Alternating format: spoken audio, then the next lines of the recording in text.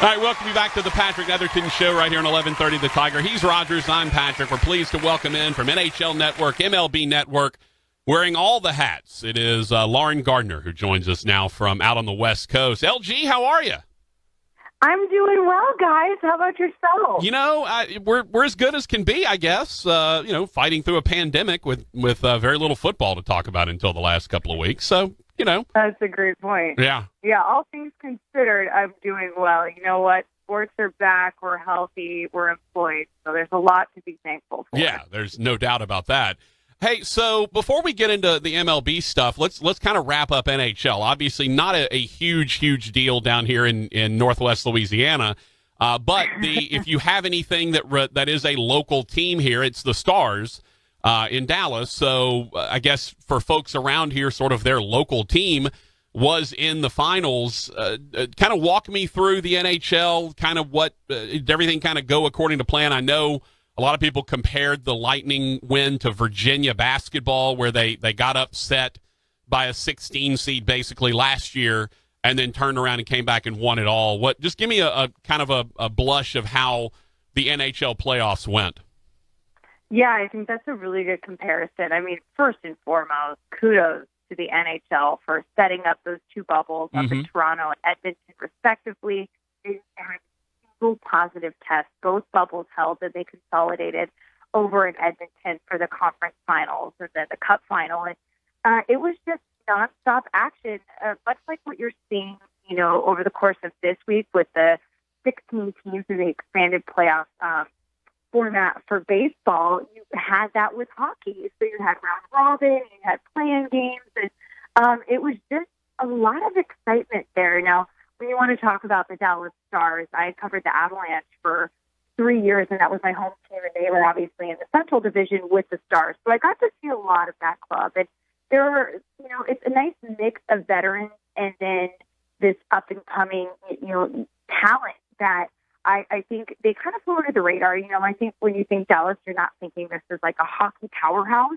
And oftentimes, I think it's kind of that flyover state mentality. So people weren't really paying attention to the Tyler Sagans and the Radulovs of the hockey world. And then, of course, they had a great goaltending tandem at Jamie Benn and Hugh Dovin. And Hugh Dovin really stepped up in a big way in the absence of Jamie Benn dealing with that injury. And this team, they kind of found that perfect balance of, they can grind you down much like last year's champion, the St. Louis Blues, and they have that really physical game, but they also have a lot of speed up and down the ice. That transition game is what the NHL is kind of evolving to. So if you can find that perfect balance, which is what the Stars did, that's perfect. And, they went in and they beat the Colorado Avalanche, who's my hometown team, who I covered, and I know they have a very bright future, but seeing what I was able to see just a few years back and talking to a lot of guys with the coaching staff and even the front office with the Stars, they knew what they had there. And they also had to deal with losing their head coach, Jim Montgomery, who used to coach at the University of Denver. So they overcame a lot of adversity aside from just, everything that came with the pandemic. They were in a bubble for nearly a month and a half, away from their families and dealing with, I think there are a lot of mental health issues that come with that.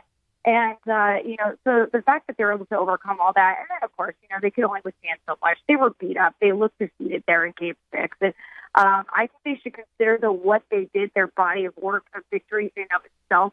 However, it has to be so heartbreaking to put in all that work, to sacrifice so much, only to lose and want the opposition celebrate and hoist the cup there in Edmonton, but also tip of the cap to the Tampa Bay Lightning, who were upset in the first round by Columbus last year.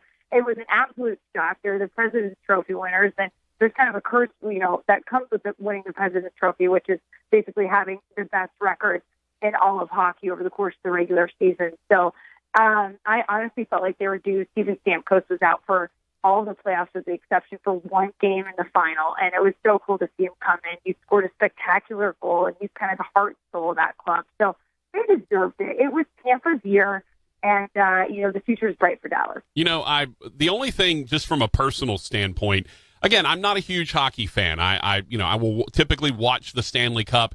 Not having fans, to be honest with you, did a lot to change that for me. I wasn't as enthused because I knew the people weren't going to be there.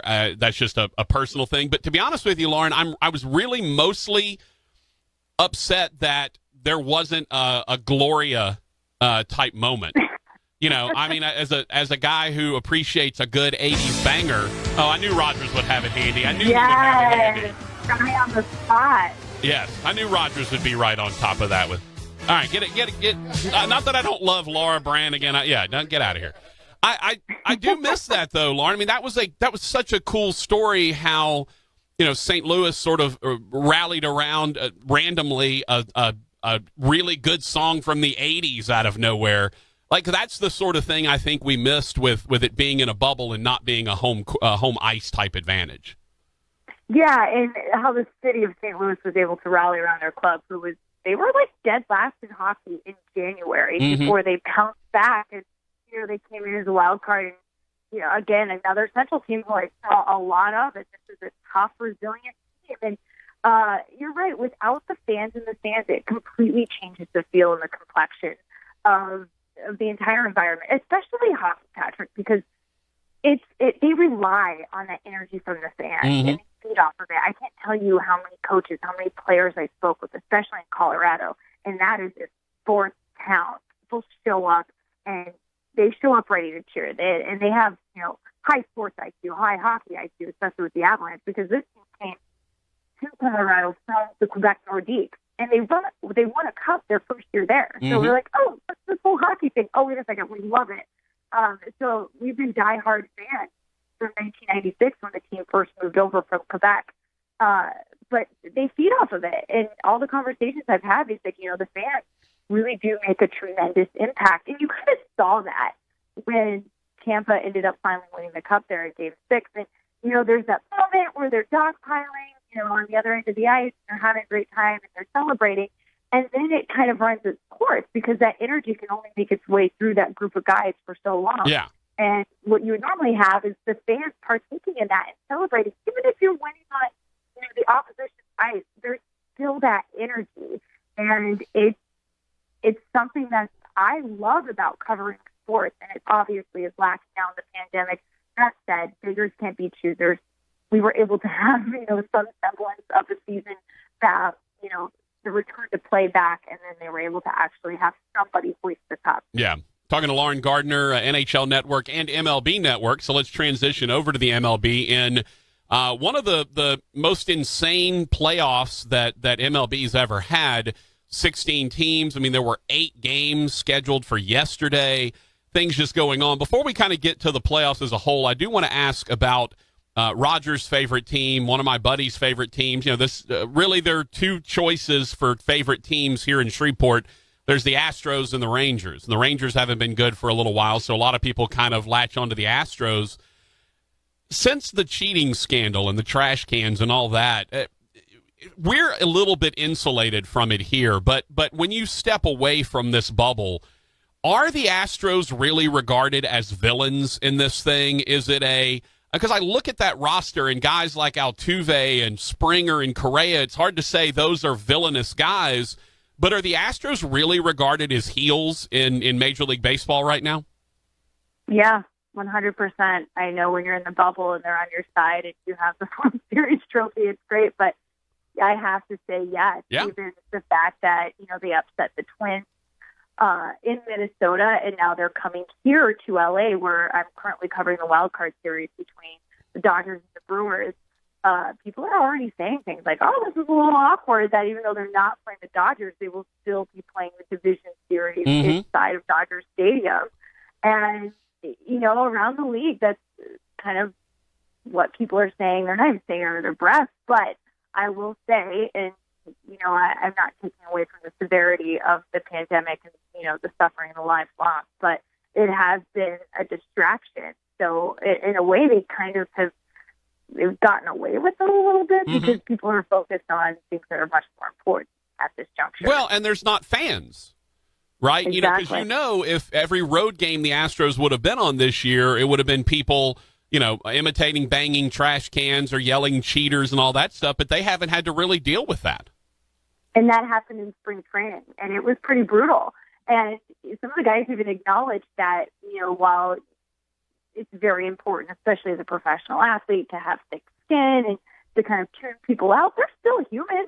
They can still hear what people are saying. They said after a while it was beginning to get to them in spring training prior to the lockdown. Well, and especially, Bregman, I mentioned Bregman is the one that I think is most villainous, right? He's kind of arrogant. He's got that cockiness about him. People have been after Bregman since he was at LSU. But I feel like Altuve and Springer especially, I don't know that they're used to being villains, right? Because they're both just really happy-go-lucky, good dudes. And I don't know that's – I've got to imagine, that especially for just the two of them, that wears on them a little bit mentally. Yeah. They're just such likable guys, and you can remember some of those memorable interviews, during and after the World Series, and you just felt like you were part of that family, and you could just go have a beer with them afterwards. And I think they endeared themselves to the entire nation. But for that information to come out, and it kind of just changed everything. And I'm sure it gets to those guys. I mean, they're not used to that. They're very similar, I think, to you and I. Well, I like to say I have thick skin.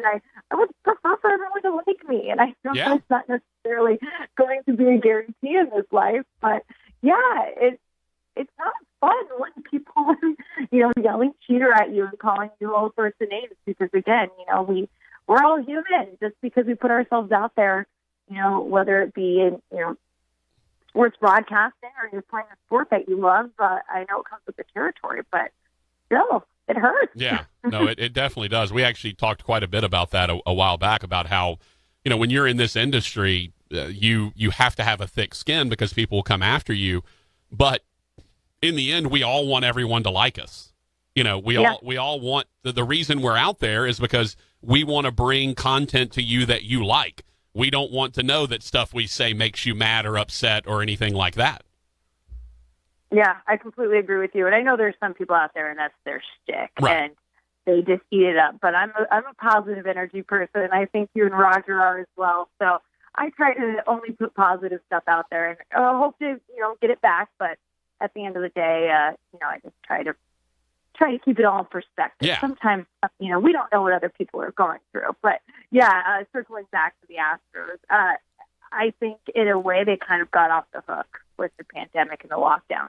Yes, I don't think there's any doubt about that. All right, break down the playoffs for us. Who do you like? Who do you think comes out of this thing? Who meets up in Arlington for the World Series, do you think? Yeah, that's a great question. I mean, we saw the Yankees advance in what was an insane game last night in Cleveland. I really like that club. But year in, year out, it's so easy to say Yankees, Dodgers, and of course that's baseball's dream matchup there for the World Series. Like, this is what we would love to see. So, in the American League, of course, that team is fantastic. I'm watching the White Sox A's game right now. They're going to be taking on the aforementioned Astros in LA starting on Monday in the division series, which is best of 5. So between all these teams, obviously the Astros, don't count it out. I mean, it's the same lineup for the most part. A lot of their offensive weapons are the same from that 2017 team. And, the A's are kind of sneaky good too, but they're on the West Coast, so a lot of people aren't paying attention to them. Gosh, there are just so many unknowns because of the abbreviated 60-game season. So it's such a small sample size, and I don't think you can take a lot of the numbers at face value. A lot of it just has to be gut feel, and we already had some upsets in the wild card series. A lot of teams advancing on. Now, the series that I'm covering in the National League, the Dodgers. On paper, they're the best team in baseball. And what I saw last night in the game against the Brewers was, what was expected. They won the game, but what wasn't expected is kind of how they did it, Patrick. It was interesting because they came out and, I feel bad for the Brewers, but they made it into the postseason, 2 games under 500, just by virtue of the expanded format. And they are without their ace in Corbin Burnes. And then news broke yesterday morning when they released their roster that their biggest weapon, their closer, Devin Williams, the 24-year-old or 26-year-old rather, that has this unreal changeup that is known as the airbender. I encourage you guys to look it up because this thing is filthy. He's out with shoulder soreness. So all of a sudden they're like, okay, here we go. We're going to have a bullpen day. And they come in and Brent Suter, this guy that gets the ball for the start, he's such a sweet guy. You listen to his presser. He's just one of those guys, like, very similar to an Altuve or Correa. Like, you're just like, oh, man, like, you're awesome. He's talking about playing, video games with his wife. And, he goes in and he walks by. He walks in 2 runs at first. I'm like, oh, man, this is going to be a bloodbath. Kind of as everyone expected. And you look at the lineup top to bottom for LA. You're like, geez, this is an all-star team. And after allowing those 2 runs, Walker Buehler's on the mound for LA, and he's dealing with a blister issue. And, he looks solid, but he starts to have some issues. He makes one bad pitch. He gives up a 2-run sack to Orlando Arcia. And then it's like, okay, here we go. Like, the Dodgers, this is going to be their game. And they had a couple of opportunities to blow this thing up. They left 15 runners stranded on base, and they weren't able to convert. And so you're starting to think, okay, aside from Mookie Betts, like, yeah, these guys are just going at the plate and they're taking their walks. But I expected more of an offensive explosion, and then 29 and 30-year-old rookies come in after, Suter's finally relieved of his duties in the second inning, and they retire 10 straight Dodgers. Mm-hmm. So I was a little confused about what was going on, but for the most part, I will say the Dodgers have all the pieces. They have the pitching. You saw Julio Urias come in, and he threw 3 innings. He didn't allow any runs. And then it was, Kenley Jansen's going to be the biggest question mark because he's lost a lot of velocity. And even after the game, their skipper, Dave Roberts, said he didn't have the teeth. His pitches didn't have that teeth. And usually he's a very positive guy. So I think that was concerning. And, it's really Jansen and Kershaw who's getting the start tonight, who have struggled in the postseason for this team. So it's really, World Series are bust for this club. And then, of course, I failed to mention the Rays on the other side, and the Rays are really hot. So if I had to make a prediction, sorry, this is the longest answer ever, about a World Series matchup, I would say Dodgers, Rays, and I want to say the Dodgers will finally get that monkey off their back and win. But I think it's anyone's trophy, especially in the year that is 2020. Yeah, no doubt about that. Hey, last thing, LG, and this a little bit more serious on this. When every time I do social media for the show, when I book a guest, I always go look up a photo, put the photo up. Hey, here's who's coming up. And so when I look up Lauren Gardner, I get a lot of hottest women in sports broadcasting, 25 best looking sideline reporters. And that's the stuff that I get as much as I get the other stuff. Here's a report that she did from Dodger Stadium, that kind of thing. Is that a tough thing to deal with? Is that something you've just come to accept? Is it something you fight that, this sort of double standard for women in sports media? Yeah, I think that's a really good question, and I commend you for asking. I think it's kind of two sides of a very, the same coin, that it is a visual medium. And I did kind of cut my teeth in this industry as an NFL cheerleader, but for me, I saw that as representing the team that I grew up cheering for, literally, figuratively.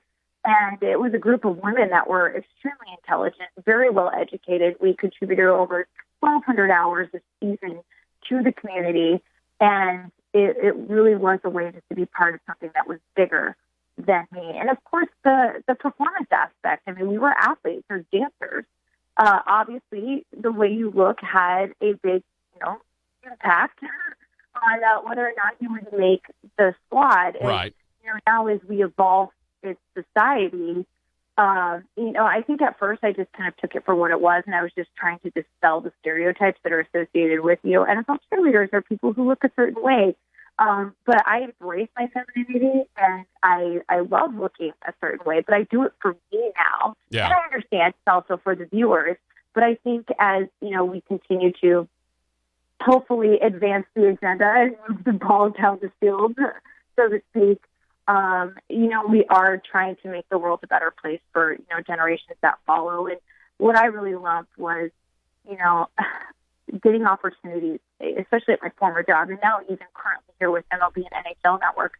They're giving me opportunities to host in studio and to really fill in roles that were traditionally filled by men. Mm-hmm. And you begin to learn and to gain the confidence in yourself that you're like, oh, wow, I can do this. But for the longest time, I think women were, kind of pigeonholed into those sideline reporter roles. And so to hear from, parents of little girls saying, my daughter didn't think she could work in sports until she saw you doing it. And that was even, like what our coordinating producer at NHL Network said. She has a little niece that has red hair and she saw me hosting an NHL Tonight with the analysts and holding my own and, doing highlights, breaking down things and interviewing people and, kind of running points there. And she said, oh, wow, so I can do that? I said, of course you can. And for me, that's really touching. So, yeah, it's fun. I definitely take pride in my appearance, but it's I think it's something we're just slowly advancing the ball down the field.